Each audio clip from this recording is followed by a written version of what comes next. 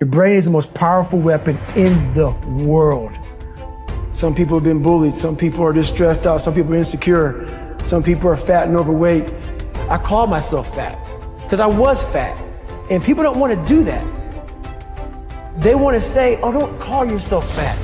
Don't call yourself dumb. If you're not real and raw with who the f you are, nothing's going to change. In this nice new world that we live in, we want to hear, you're just a little big. No, man, you might be fat. We surround ourselves around people that make us feel great, that tell us what we want to hear. The second we put ourselves amongst the uncommon people, we don't like that feeling.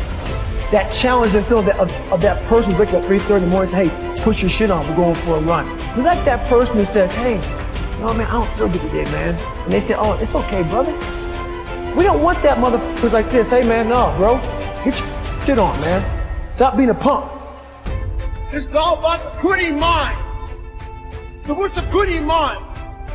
So let's say it's day one of a job interview. We all know what it feels like. You have your clothes laid out. You got your food ready to go in the morning. You've been preparing for weeks and weeks and weeks. You show up and you bring your best self. You get the job. Merry Christmas. All right. After a couple months, you start showing up to work a little later. You don't look as good. Your clothes aren't laid out. Your breakfast isn't ready. Your mind gets softer. We do that in everything in life. When New Year's comes up, guess what? Don't have a fucking quitting mind. Repetition every day. Stay hard. I believe that most human beings are only living at about 40% of their capability. The mind has a governor, like a car. If you're driving a car and the car has a governor on it, the car may say 130 miles an hour, but the governor is set for 91. The car wants to go. The car wants to go, but that factory said, we're not going past 91. We have a factory, a nice governor in our brain, and it's a survival mechanism. It protects us from pain and suffering. At all times of your life, the mind has a tactical advantage over you. Why is that? It knows what you're afraid of. It knows your insecurities. It knows your deep, dark lies. And it starts to push you away from that. It pushes you in a direction that is comfortable. The mind controls everything. You get to 40%, your brain says, we're done. Let's roll, man. This is starting to get painful. This is uncomfortable. So you sit down. You have to figure out ways, and everybody's different. That's how the book kind of talks about, like we all have these things about, 5 steps to this and 4 steps to this. It's a lot more than that. That's all bullshit. It's a practice that you have to, it's a habit. So if you know that at 40% I'm feeling pain. At 40% I'm feeling pain. That's where the 40% rule kicks in. Now it starts. Okay, I'm feeling pain. My mind's saying it's saying get out of here, run, flee. The fight or flight kicks in. Okay, we're done. We're not good enough. It starts telling you all these things. You start to believe it because the mind controls all. This is the time where you have to gain control back of your mind. It's okay.